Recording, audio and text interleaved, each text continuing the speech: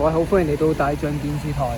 今日係2026年嘅7月29日，咁就呢度係觀塘道，有一架的士同一架私家車係發生碰撞啦。咁就而家有警察係處理嘅。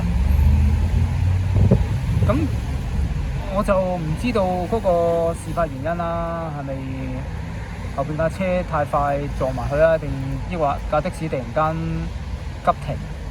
咁都呢啲係要揾警察嘅調查先至知道啦。咁而家最緊要就係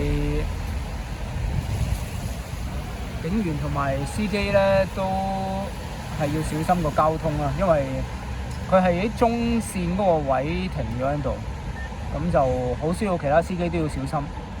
咁啊，呢兩架車相撞咧，後邊都好在有兩架警車係做掩護嘅，咁就唔使擔心有進一步嘅意外啦。咁就我睇法就係好多人都係因為心急會導致咗交通意外嘅，就算係平時工作啊或者讀書都係嘅。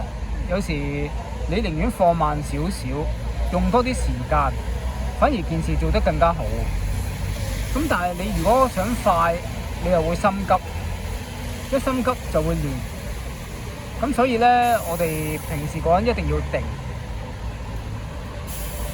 例如用最簡單就係用返工為例啦，你千祈唔好話等到返工上班時間嗰一刻先講到公司，你會好匆忙，你會冇時間冇精神去處理之後嘅事。咁有啲人返咗公司先嚟食早餐，其實唔應該咁樣噶，應該你食咗早餐，處理好晒自己私人事情，9點鐘返工呢係可以換晒制服，全程投入去工作當中，而唔係返到去先至去食早餐。其實咁樣算唔算欺騙咗公司啲錢呢？咁如果一個人係咁樣諗嘅，其實佢個人會好匆忙，會好亂啊。如果你想個心定啲，你做嘢之前呢，你做提前嘅準備，咁個心會安定好多咯。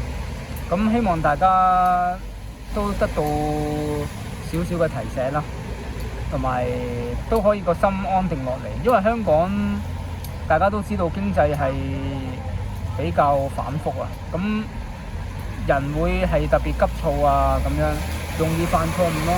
咁希望大家都避免呢個問題啦，同埋可以香港減少呢個交通意外啊。咁亦都唔好有人受傷啦。我知道將來都難保嘅，但係盡量避免啦。咁我今日喺觀塘嘅報道就到呢度先，我哋下次再傾。多謝晒大家，拜拜。